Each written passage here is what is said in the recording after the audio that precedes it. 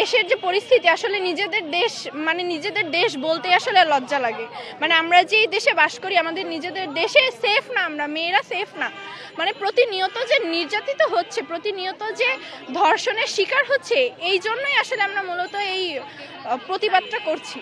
তো আমাদের আসলে সরকারের কাছে এইটুকুই চাওয়া যে আমরা মেয়েরা যে সেফ না, সেফভাবে ঘোরাফেরা করতে পারে না, মেয়েদের প্রতিনিয়ত ধর্ষণ করা হচ্ছে, এইটা যেন প্রতিরোধ করা হয়। কারণ আমরা তো একটা স্বাধীন দেশে বসবাস করি, তো আমাদের তো স্বাধীনভাবে চলাচল করার অধিকার আছে।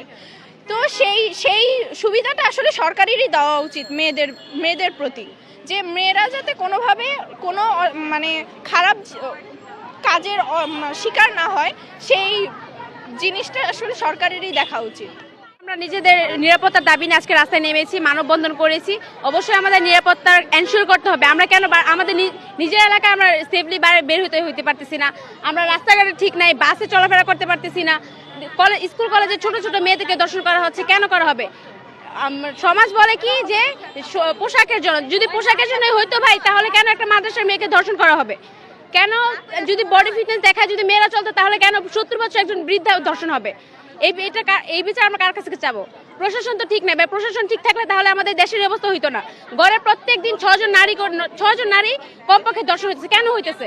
প্রশাসন কই? এর বিচার কই? আমরা এই বিচারের জন্য, আমাদের নিরাপত্তার জন্য আজকে আমরা রাস্তায় নেমেছি।